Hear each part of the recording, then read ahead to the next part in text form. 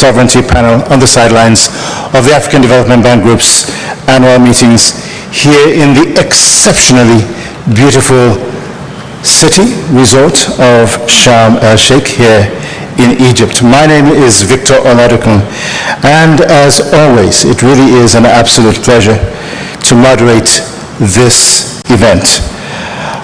We meet here in Sharm el-Sheikh on the heels of really what was an extraordinary, unprecedented, and phenomenally successful outing in Dakar during the Dakar 2 Food Summit. It's only natural that post-Dakar, we come together to discuss the what, the why, the when, the where, and the how in the evolutionary process of the outcomes in Senegal. And joining us today, we have two groups of panelists and a cross-section of attendees, including officials of the Egyptian government, honorable ministers of government, governors of the bank, executive directors of the bank, members of the diplomatic community, private sector representatives, and key global and regional agro-industrial investors.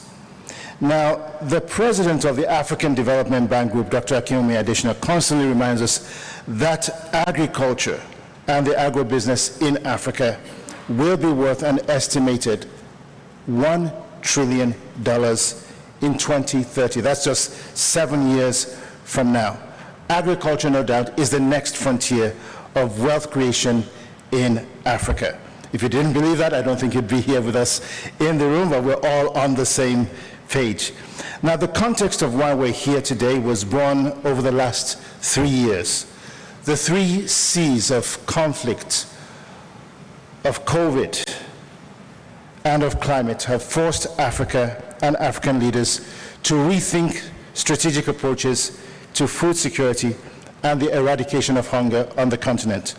So Dakar 2, however, was a turning point. It represented a visionary and very creative, multi-pronged and multi-partner approach to the transformation of agriculture in Africa, as well as its food business. So to help navigate the terrain post-Dakar 2, this afternoon we will have, as I mentioned earlier, 2 very robust panel discussions on Africa's food security and food production. The first will feature 4 governors of the bank representing their respective countries. And the second session will feature key development partners of the bank. But first, a short opening remark by Dr. Beth Dunford, the Vice President of Agriculture, Human and Social Development at the African Development Bank Group, who has done a phenomenal job with her team putting Dakar 2 together. The TAT initiative, the SAPs, in just a very, very short time at the bank. Ladies and gentlemen, kindly give a very warm welcome to Dr. Beth Dunford as she comes to the podium.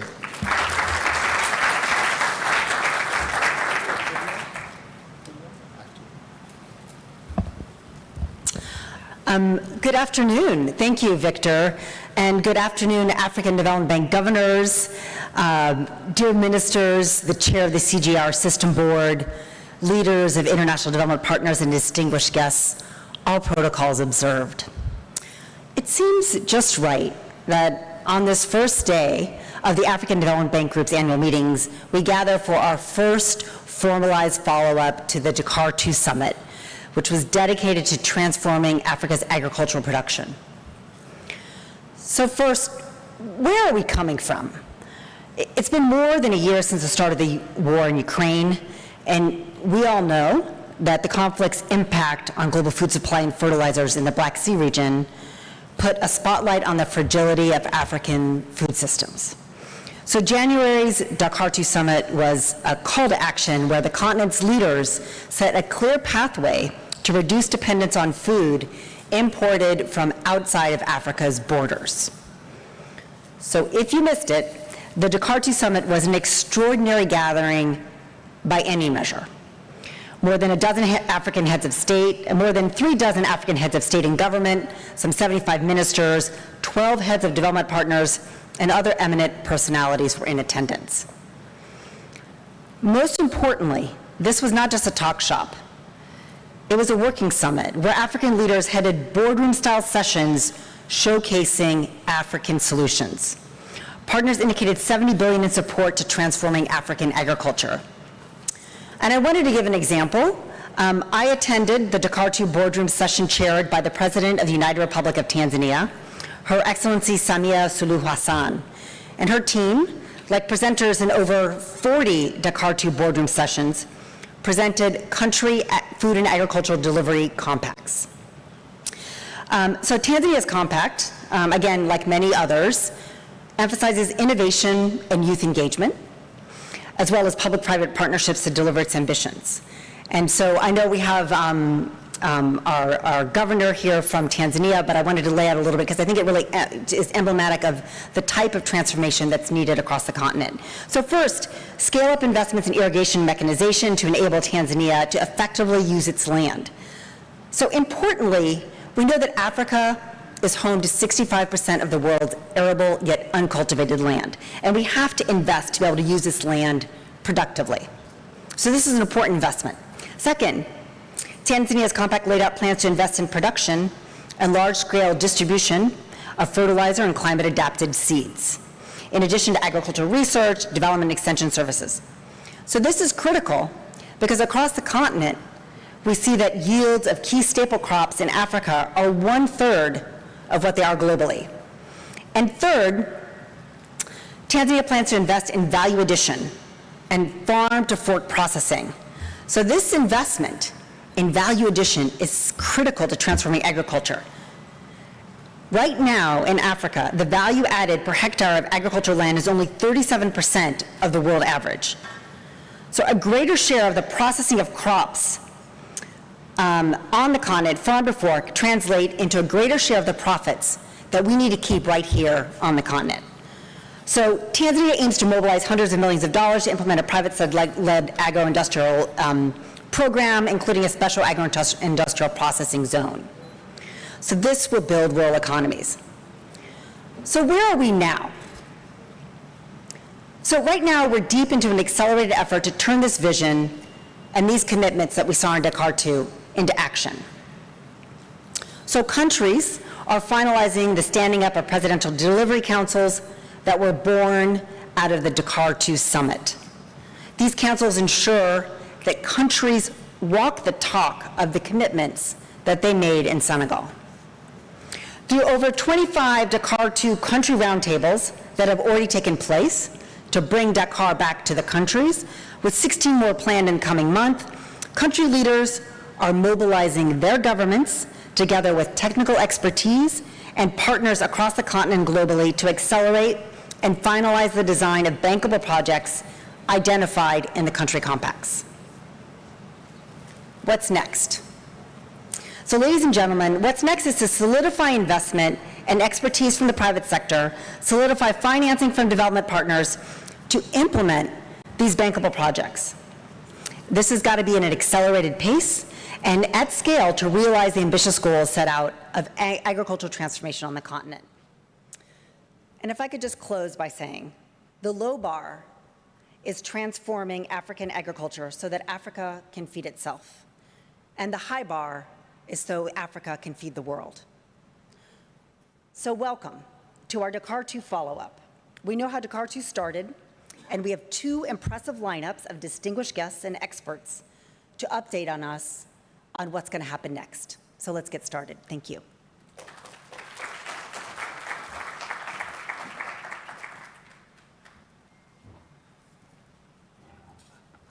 Thank you very much, Dr. Dunford.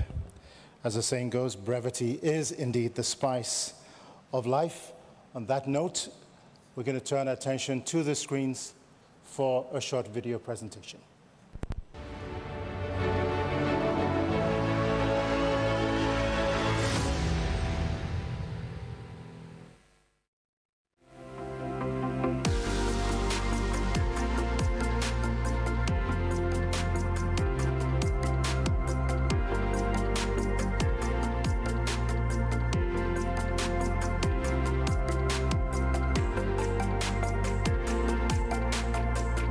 L'Afrique doit apprendre à se nourrir par elle-même Nous sommes à la croisée des chemins.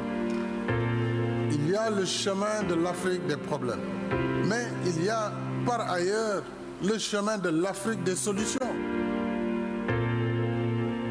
And I speak to you today out of a sense of seeking hope, a hope born of recognizing the potential of a continent on which the prospects of so much of our shared future rests.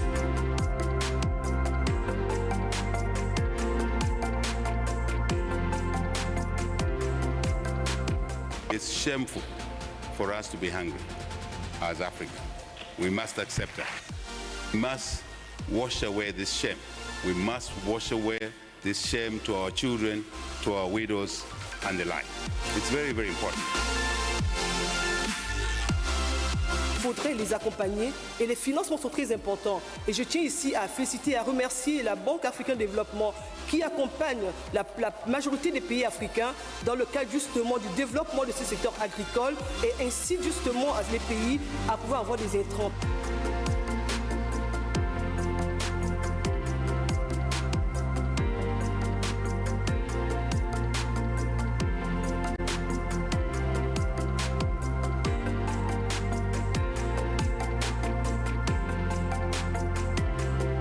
Recognizing this challenge and putting the vision of food sovereignty and nutritional security, the Ethiopian government launched several initiatives, including the famous, wheat, national wheat program, the heat resistant, as well as the dry season irrigated wheat.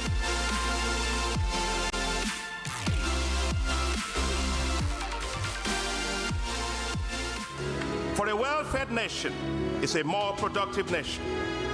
A well-fed nation is a healthy nation. And only a food-secure continent can develop with pride. For there is no pride in begging for food. If we want for Africa to develop, we have to address the food issues that we have. We have to produce what we eat and eat what we produce. Not only will feed our people, but we'll create jobs and give dignity to our people.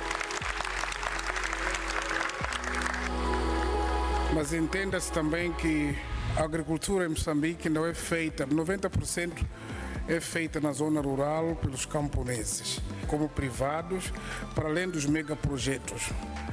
Entenda-se também que os investimentos vão para a agricultura de consumo, este caso concreto de comida, mas também vai para de rendimento. One partner, one individual, one institution can do nothing. But together, we can do much better than the sum of our individual actions. Development partners and the private sector showed up in unprecedented numbers. They came, they listened, they acted.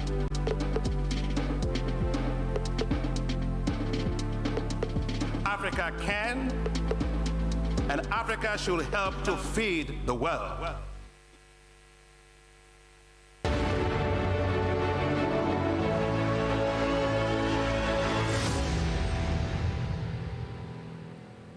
Just a little bit of show and tell there. If you were not in Dakar, we felt that it was important to capture the spirit of Dakar too, and indeed it was a truly phenomenal event, and kudos go to Dr. Dunford and to her team who pulled it together along with the Senegalese government in a very, very short period of time.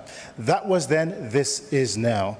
So at this point, I'd like you to kindly join me in welcoming to the stage members of our first panel. They are Honorable Dr. Babel Koffler, the AFDB Governor for Germany.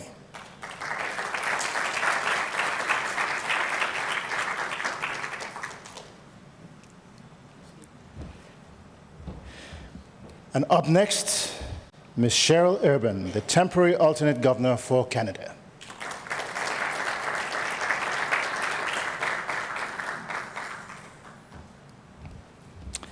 And Up next, Dr. Natu Mwamba, alternate governor, Republic of Tanzania. I should actually say the United Republic of Tanzania, not leaving Zanzibar out of the mix. Thank you very much. Up next, Mr. Sage Diagne, temporary alternate governor, Senegal.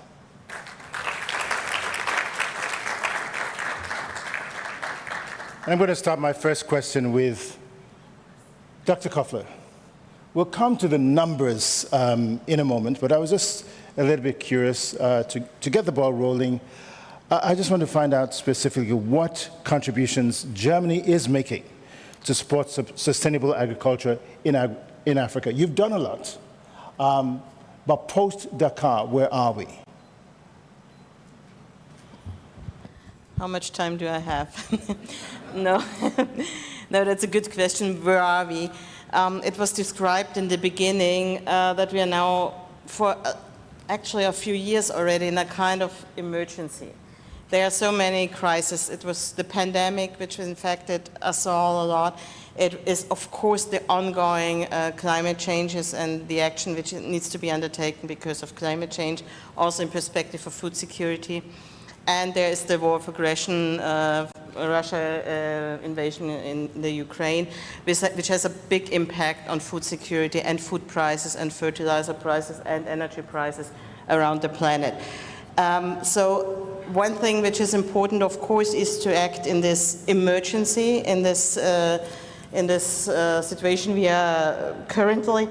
And one thing we very much appreciate from the German side is what the African Development Bank is doing with the African, I always have to read the abbreviations, please forgive me, with the African Emergency Food Production Facility, because I think that is something showing that the bank is able to react quickly, to give a quick response, and that you also showing or bringing that initiative to the Global Alliance for Food Security, because I think that's one thing was also a little bit mentioned in the movie, is we have to pool our energies and we have to combine our energies and to really be effective and not create once again something new, but really combine all our energies. That's something we really appreciate also with that facility from your side.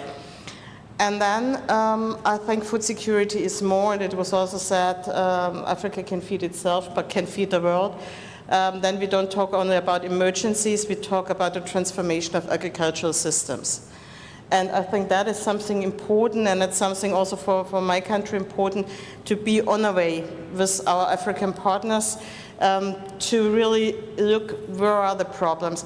Why is it not self-sufficient what is produced? Why is maybe malnutrition a topic in various areas of the continent? What can be done to have added value production on the African continent? There are so many aspects for providing then also jobs for a young generation in Africa, but that means that we have to do something in how things are produced. I was a few weeks ago, I was in Zambia, and I talked to young Africans, and I was saying, yes, I would love to be in the countryside, I would love to work there and being a farmer, but there has to be changed something. It's about mechanizations, it's about new seeds, it's about being effective and being a businessman at the end of the day when I'm a farmer. So that is a thing I think we could do a lot and could change a lot. It's about new seeds, it's about including women, it's about the gender perspective, including women in the rural areas also in the whole production cycle. So those topics, you were telling me I should not talk about figures at the moment, those topics are important for us. And just the last sentence, because maybe we can talk a bit about it later also, is well, we had a panel in the morning about pharmaceutical production and technology transfer and things like that. And that's something which is needed also in the agricultural sector to create capacities in a technology sense. That's something we are doing. I can give you one figure with that. You probably know the technology for African agricultural transformation. We just made an agreement in between the AFDB and my minister, the BMZ, in working together on that technology transfer on the issues of planting materials, seeds, broaden extension services to partners. We started only with a small amount of money. It's only 5 million. It's a little bit pity to say that. But it's a first step, and what we would like to do is to scale that up, see how the first implementations are working, and scaling that up then to come to a broader approach in the agricultural sector. So I'll leave it by that at the moment, and maybe much more later on. Thank you very much, Dr. Koffler. And we're going to come to Ms. Urban next. Given the multiple crises that we've had of COVID, conflict, and again climate change, global attention is on food security, as it should be, more so here in Africa. Now, Global Affairs Canada has and continues to play a leading development role in Africa's food space. So I'm just a little bit curious, which of GAC's investments addresses some of the objectives and the commitments that come out of the agricultural delivery compacts from Dakar 2, and in what countries? Yeah, great, thank you. Thank you so much for the question. And I'm really pleased to be able to speak here, because one of my objectives is to make sure that it's well understood how committed Canada is to this issue. Food security is a priority for the Government of Canada and for our Minister. And our Minister will be here tomorrow. He's coming to the annual meeting.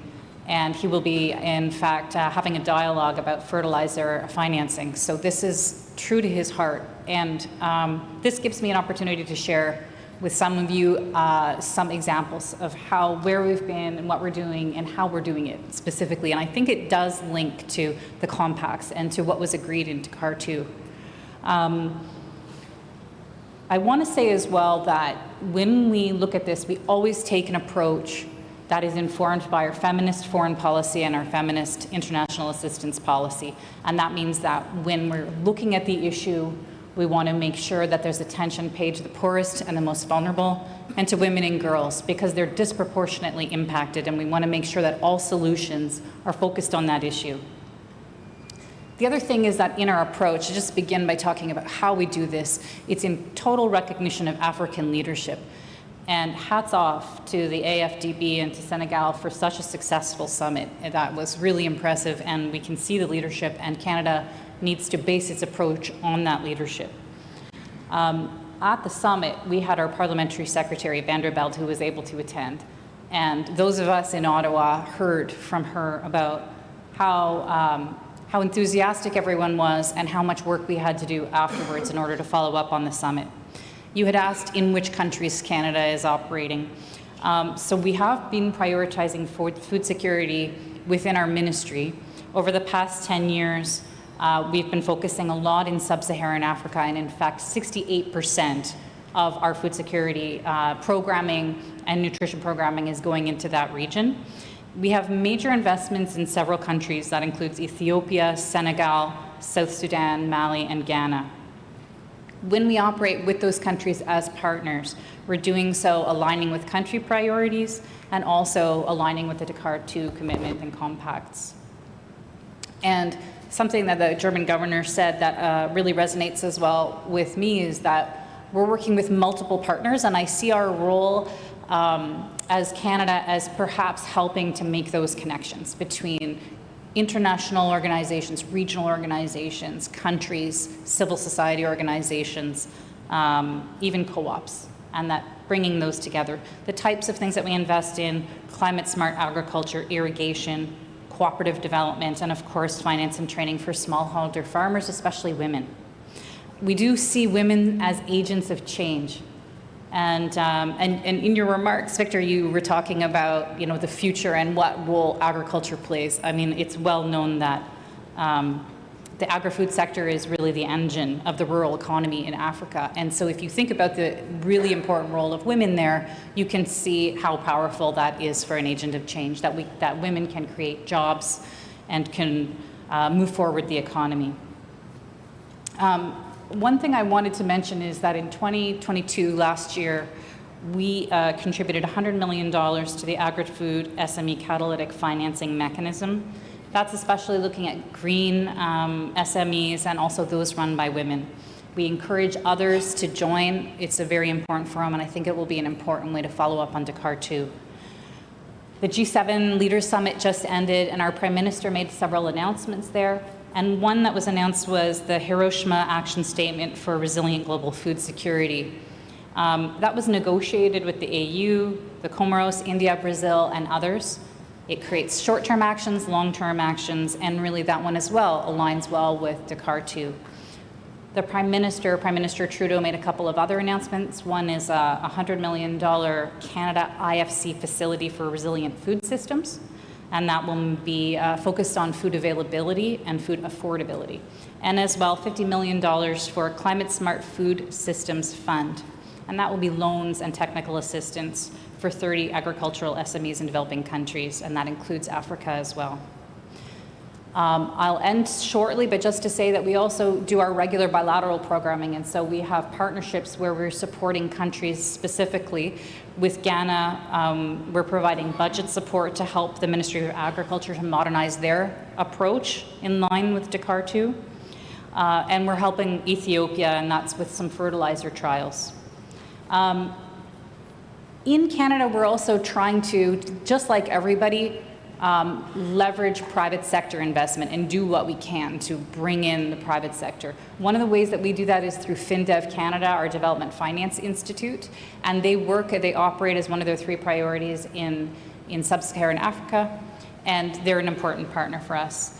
So I just want to conclude by saying that I began talking about our commitment to that, and I want to reassure everybody that that commitment will stay. We are committed for the future, and we are looking forward to working in collaboration with our partners to move things forward. Thank you. Thank you very much. Dr. Mwamba, recognizing the crisis of food production and prices, Tanzania was actually one of the first, if not the first country, to set up a presidential delivery council to oversee the implementation of the Food and Agricultural Delivery Compacts in Africa. You took the lead on that. What steps has your government taken to turn its aspirations and its objectives into tangible action on the ground? Thank you very much for the question. I'd like first to thank the AFDB Director General for Agriculture with her remarks for speaking about Tanzania, so I'll pick up somewhere from there. That's true, the United Republic of Tanzania, under the leadership of our President, Dr. Samia Suluhu Hassan, after the Dakar summit, she did announce the Delivery Council, and it is highly led. It is led by a former Prime Minister, and it constitutes senior people. So yes, it has been established. And if you want to look at it, I'll start with understanding that currently we have Agenda 1030, which means by 2030, agricultural production has to grow by 10%. So this all resonates also from the Dakar summit. But what has been done so far? The 4 crops that we had focused were wheat, horticulture, and that is avocado, and also edible oils in sunflower. And then for livestock, there was beef and dairy. So for all these products, things have started moving. So if we start with seeds, we are trying to establish and be able to have seeds that are climate resistant. And in order to attain the demand that we have for 2030, we need about 100,000 tons for wheat seeds. And these seeds has to be climate adaptative, so we don't want any unnecessary expectations by means that they have to be geared to climate change, those kind of seeds which have high productivity and also can be produced in a large quantity. And that's for wheat. But for sunflower, roughly around 15,000 tons are required so that we are able to sustain our own demand and also export. But all this, they need irrigation. So when you talk about mechanization, we have a concept for irrigation, and that is evident because if you look at our 2023-24 budget for agriculture, it has increased by 26%. I think for the summit it was roughly 10% or above, but we have gone further. Our budget for agriculture has increased by 26%, and that is really something because it now shows that we are really focused on that. I think there was spoken about youth and women.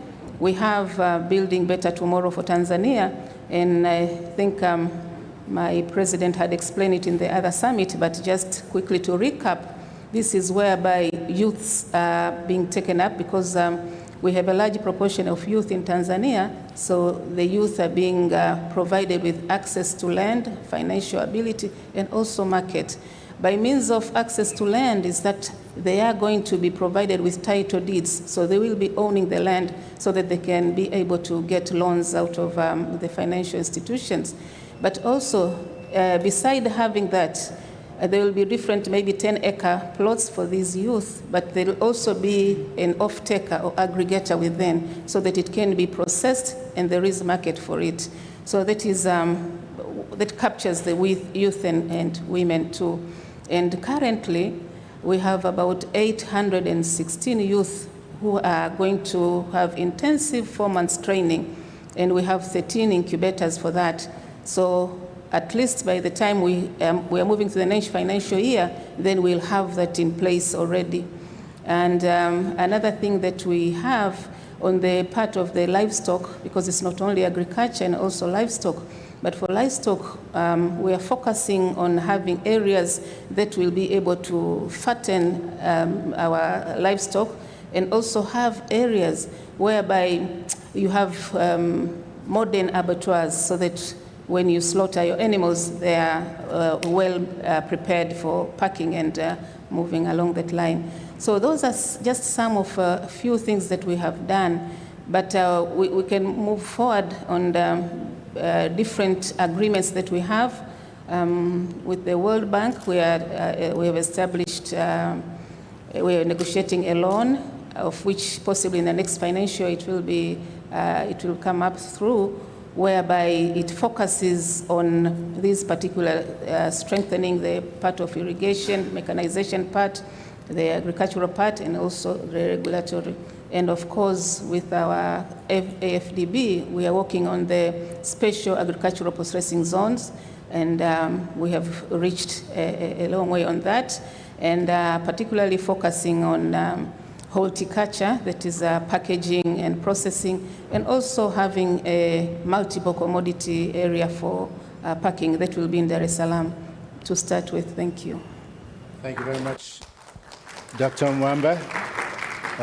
Quite a lot there. Agenda 2030, increasing agricultural growth by 10%, latest by 2030, which is just 7 years down the road, providing title deeds to the youth, quite inspirational, very much needed, as well as skills development. I'm sure there's still a lot that we're going to talk about with regards to what Tanzania is doing and the initiatives of President Samia Suluhu. I'm going to come to Sij Diange, and we just heard a little bit about the youth and women here. The bottom line is a lot of youth just don't want to go into agriculture in Africa. Africa just hasn't shaped a narrative of agriculture as a sexy business. If you really talk to a lot of the youth in Africa today, where do they want to go? They want to go into IT, they want to go into the movie-making business, it's the music.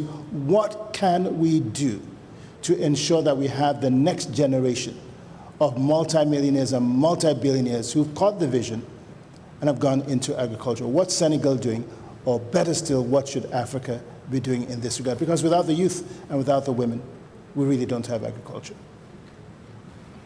Yes, thank you very much. Indeed, maybe we can start with giving them all bow ties and make agriculture sexy for all of them. But pleasure and delighted to be here. We were able to host the Dakar 2 Summit between January 25 and 27. What a feat that was. We were working hand in hand with the African Development Bank. We hosted 34 heads of states and heads of delegation, 75 ministers, over 2,600 representatives from 43 different African countries. We signed about 41 different compacts, $70 billion in pledges, including pledges for our country, over $30 billion initially that moved to $70 billion. For Senegal, the African Development Bank, no surprise, was the catalyst. With $1 billion or 10% of the overall pie went to Senegal to fund our $2.6 billion compact, or roughly 40% of the compact, across many different priority projects. Some of the priority projects, the African Development Bank was already there. We're talking about industrial transformation zones. So in order to make agriculture sexy for the youth, you want to move into industry.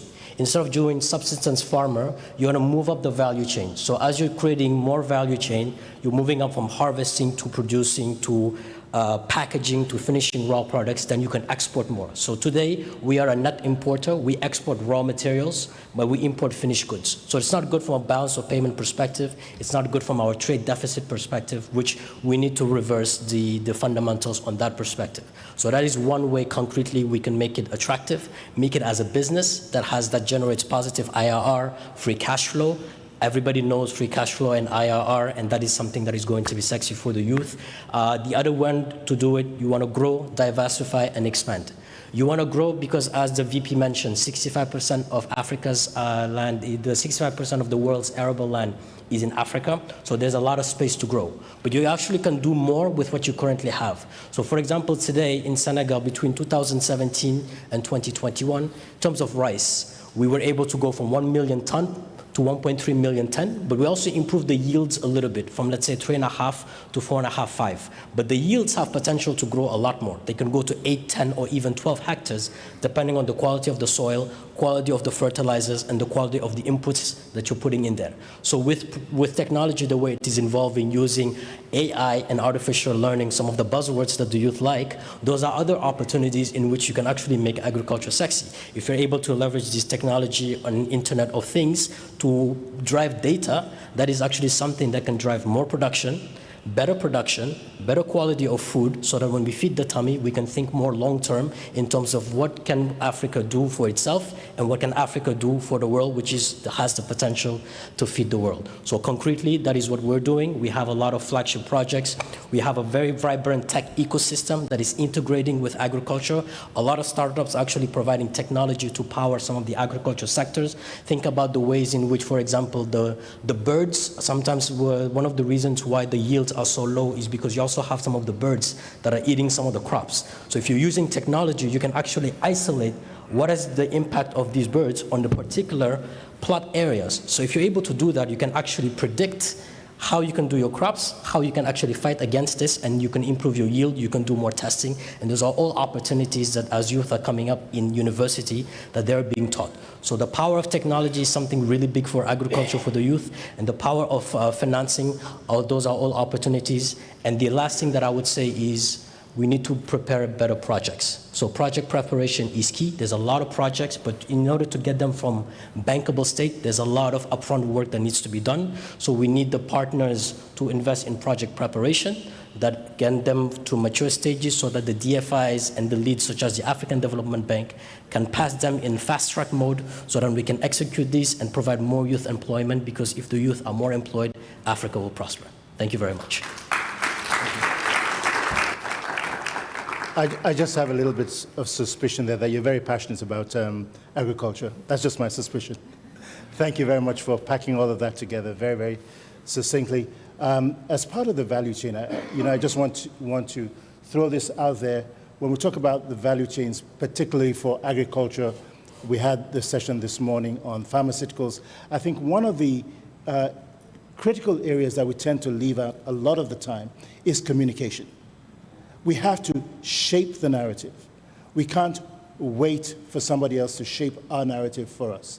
So again, I just want to implore us as leaders to prioritize communication. We can't change mindsets if we don't change the narrative. So again, I'd love to see significant resources go into these areas moving forward. As a communication person, that's, I just want to throw that out there. So thank you very much for your wonderful contribution. I'm going to come back again to Dr. Kofler for the next question here.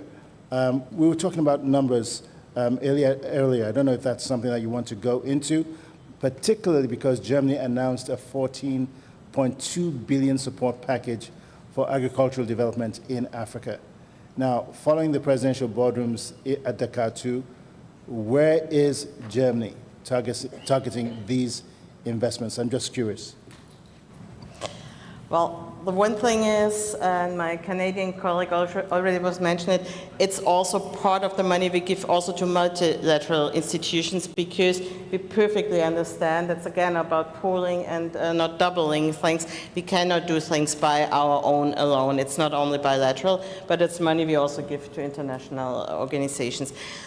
We were spending last year a big amount of money in the Global Alliance for Food Security, which is an ongoing procedure, of course, and we're doing it in bilateral programs in various countries, not only in Africa, but also a lot in Africa.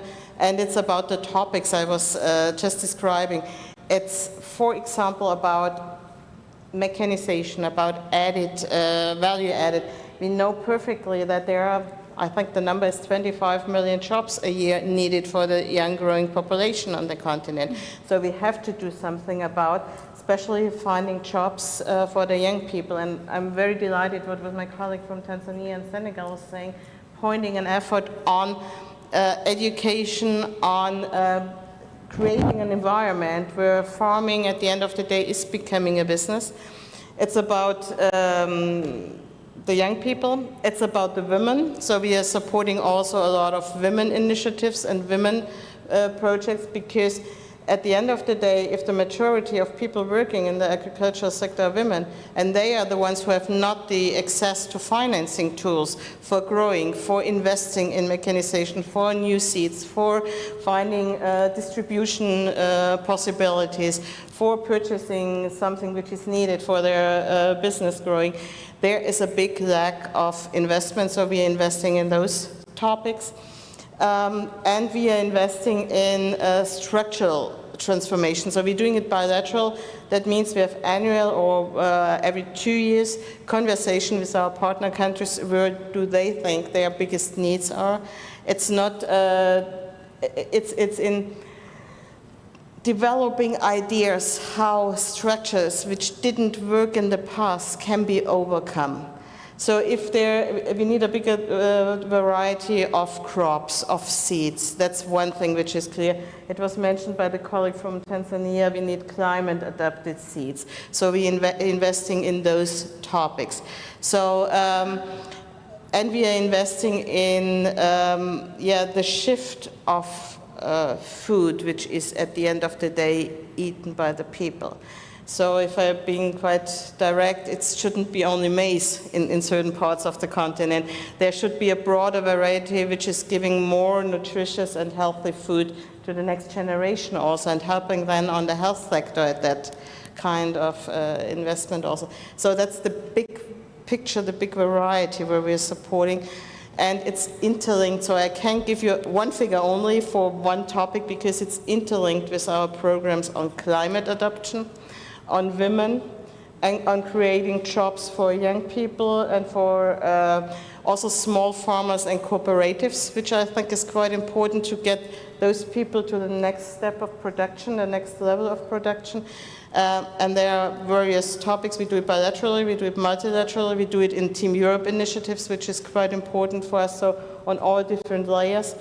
We try to support civil society initiatives on that case. I want to underline that also. And we are sometimes doing quite practical things, and I may end with that. After the last decade, I would say, we were coming up with the idea of green innovation centers in, I think it's about 13 countries on the African continent, where there is a variety of topics tackled in, for example, more nutritious potatoes. There's a project we had with our partners in Kenya on that.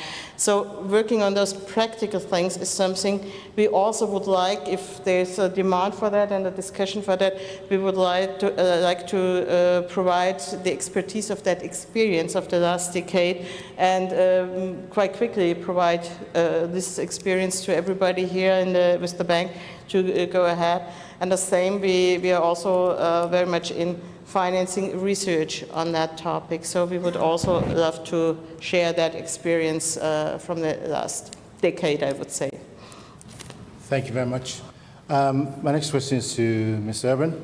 My grandmother was a cocoa farmer, and she would have loved to hear, about Canada's feminist agenda. The first time I ever heard about that was in Ottawa, actually, a number of years ago, probably about 4 or 5 years ago, and I was like, wow, that's embedded, that's distinctly and clearly in government policy, wonderful.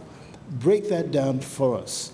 How does that work, and how do you integrate that into not just funding, but in particular to agriculture on the continent? Again, because, I repeat, there is no agriculture in Africa without women.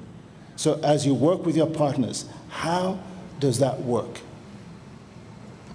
This is such a good question because it also represents what Canada has been, I don't want to say struggling with, but trying to tackle for the past number of years, ever since we developed a feminist foreign policy and a feminist international assistance policy. Because it started because, when we created it, we had done consultations for quite comprehensive for a full year to try to get input about what approach should Canada have. And really the conclusion that we came to is that actually the best way to get overall development results was to invest in women and girls. It was just kind of the practical way to get good impact. And so, and that's how we came across. But what I will say is that it's also for us been a journey, because as we've been implementing this policy, we've been learning about what works and we've been trying new approaches.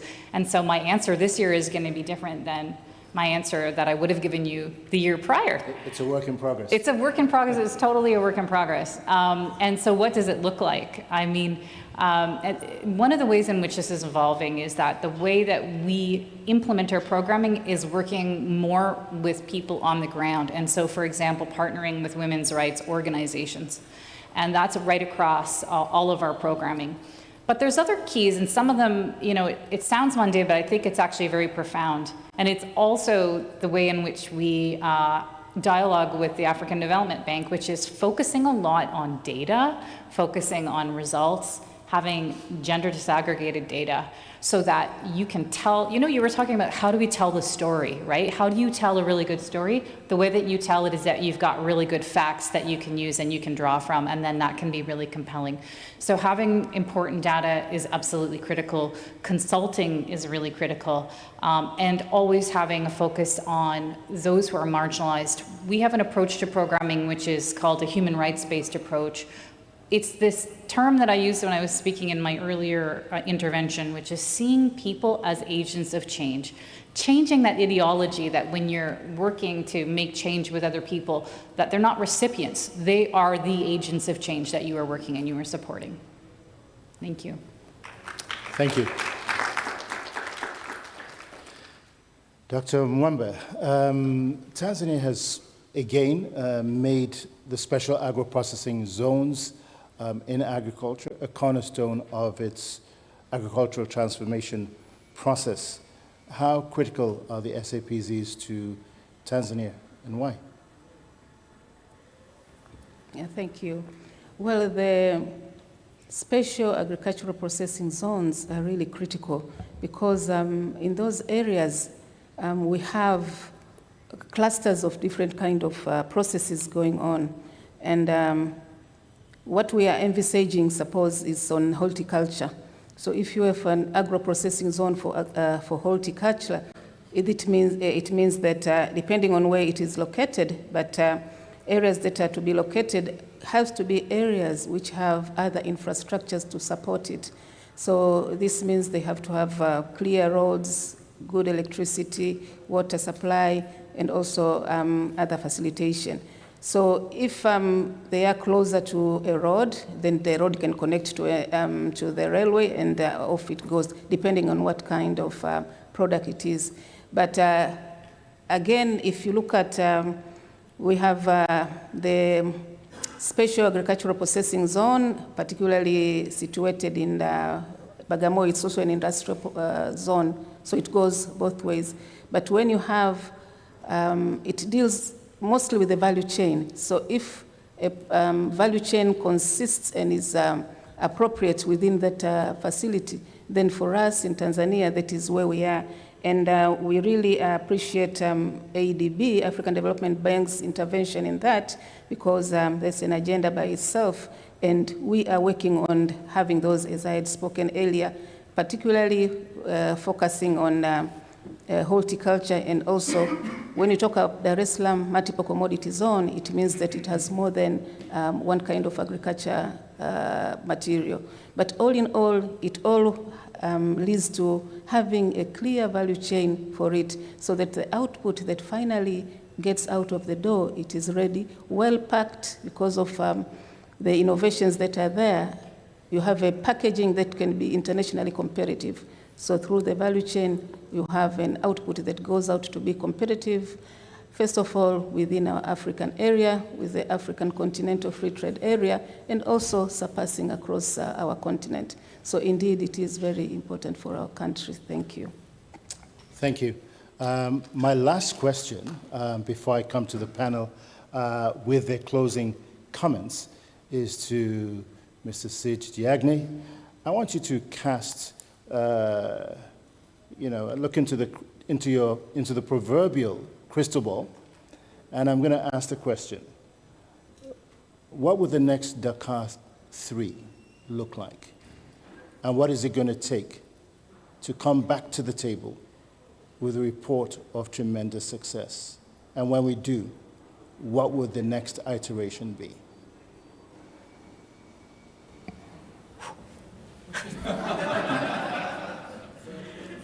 That's a very tough one. That's why it's a crystal ball, because we don't have the answer. Look, I think today, for Africa, for us to reach our objectives, I think what COVID taught us, when we closed borders, when you had supply chain disruptions, is that you need to depend kind of on yourself in terms of your sovereignty. So at least for us in Senegal, we really focus on food, health, and pharmaceutical sovereignty. Because we were importing about, let's say, on another industry, 90% of our medicine was imported. And so from basic things like paracetamol, which is for your headache, we were getting abroad, and we were not able to produce it, whereas we had the capacities to do some of these local productions. So I think it takes deliberately to figure out that today as Africa, we have everything that we need in order to feed ourselves. We have all the land, we have all the water, we have all the infrastructure, we have the people. I think the president of the bank likes to talk about the 3 Fs, finance, finance, finance, which is one of the key solutions that we need. We need more private sector money. That is very fundamental. We need to be able to leverage public financing, which today is becoming more and more scarce, because as the VP mentioned, or another panel, we had to combat so many different crises: the economic crisis, health crisis, currency crisis, conflict crisis, climate crisis, and food security crisis, all at the same time with very limited resources. In order for us to do what we want to do, we need to crowd in more private sector financing. And private sector needs to be able to finance across the value chain, on the riskier side from a harvesting all the way into the finished book to get to trade finance to do some export and import. So we need private sector there. We need our countries to do more reforms in order to crowd in that private sector funding. For us in Senegal, for example, we're innovating in terms of PPPs. And that is one thing in the special economic zones, and we have some of these agro-transformational zones, the Agropole South, the Agropole North, which the African Development Bank plays a lead role in it for Senegal. We're actually going to be working in a PPP format in terms of who is going to manage it. You're going to have quality developers who are going to then crowd in the right anchor tenants on the private sector, who can then generate the right ecosystem in order for us to really double down on having good quality yields, as well as being able to cultivate the arable land that we need to be able to draw the water from the sea into inland, to be able to attract the youth, because we have also a lot of hectares that we're giving to the youth and women, who are 51%. Women represent 51% of our countries. 73% of our country today is below the age of 35. So we have all the demographic dividend in order to really make it happen. Africa is going to go from 1.4 billion today to 2.5 billion by 2050. So you need to be able to cultivate, leverage all of these things that we have today, attract the right private sector, which has trillions of dollars just sitting on the sidelines because the enabling environment still needs to work, and have the political will in order to do this. It also means leveraging your budget, increasing your budget that goes towards agriculture to be a bit more, and making sure that every day no child goes home to bed hungry. Because the first thing, you cannot think about projection if your tummy is not full. It's hard to think if you're hungry. And so we need more people to think long term, and that means that we need to figure out the basics of that. So those are the enabling environments. There's no silver bullet. If you put a finger into the theme of this today, is how to mobilize private sector financing for climate, because climate disproportionately affects our countries.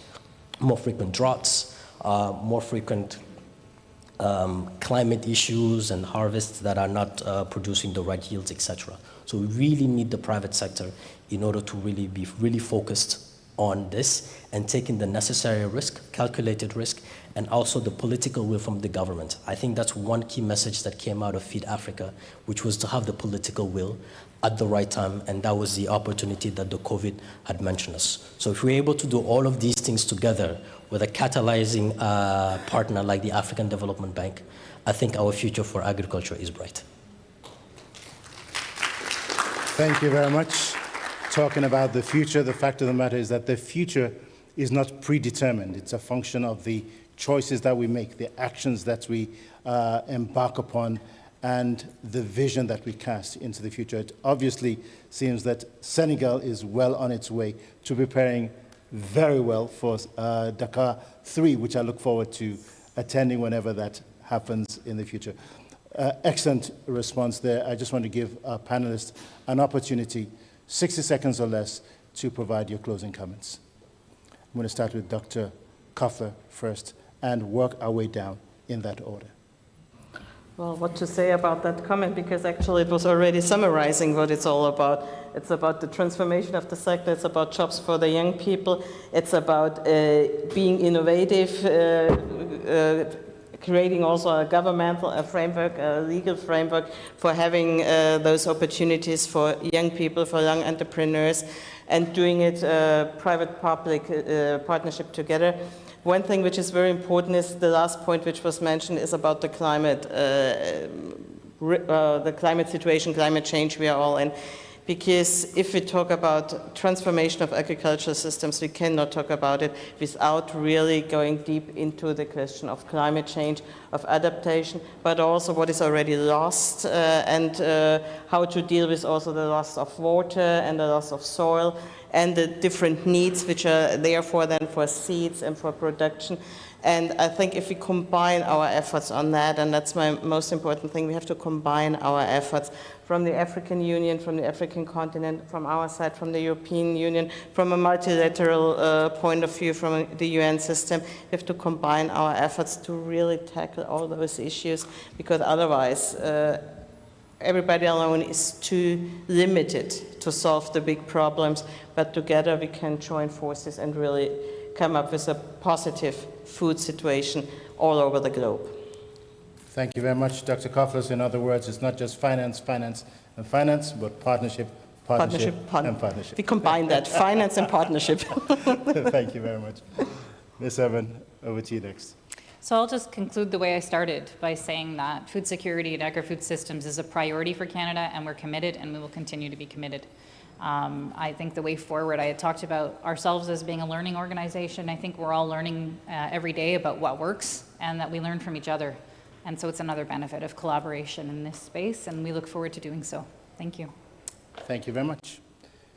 Dr. Natu Mwamba. Okay, thank you very much.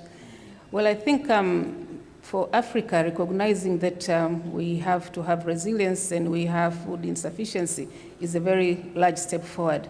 So that one we have a tick. And now how do we do it? And just picking up on a few of what my colleagues have said, we recognize we have the youth dividends. We recognize we have women who are more or less more in terms of in the rural areas. So whatever we look at, we have to look at them and see that they are also taken abroad, so that they are part and parcel of what we have in mind. And together with that, we have to focus climate change, as I said, and this leads us to be able to have not only adaptation, but also have mitigation measures in case of anything that comes up and we are not prepared, so we should have mitigation measures for that. And looking at the infrastructure, I still think that the infrastructure that is down to earth, we need to have irrigation, we need to have extension services, because those are important. We have to be innovative and be able to push forward the agenda. And I believe Africa, we are on our way, and Tanzania is literally striding faster. Thank you. Thank you very much, Dr. Mwamba. So aside from finance, and partnerships, we're talking about innovation, and innovation. Well, I wonder what acronym we're going to come up with next, but it's up to Sage Diagne for your final comments. No, I think, in all honesty, everybody, all my distinguished panelists have basically summarized everything. I think Africa today has everything that it needs in order to reach its goals and objectives of being self-sufficient in terms of food production and consumption. I think that's one. Number two, I believe that the political will is there. We need to capitalize on this momentum that we generated from the Feed Africa, so to make sure that we held our leaders accountable on it and make sure that our partners also are working hand in hand with our government to reach those goals. And I know the African Development Bank is a strong partner for us in Senegal. We need to continue to think about how do you move up the value chain so that the industry part becomes the predominant part of agriculture. That is the way you can generate more positive externalities, revenues for our country, so that our balance of payment trade deficit reverses, and then that will inverse our economic fundamentals, which will enable us to access better the F in finance, the innovation, and the technology. So those are my words. Everything we can do it, and I believe we will. Thank you very much.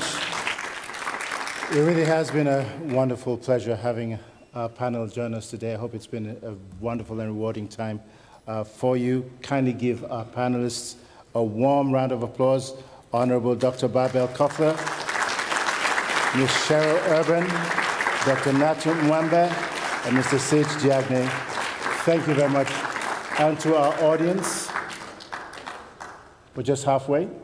We're going to transition in a few moments. We'll need to change the nameplates, grab some coffee in the corner. I hope there's some coffee left. And then we'll come back to our next panel discussion with our global and regional partners. You don't want to miss that. Once again, thank you very much. Thank you. It's been great.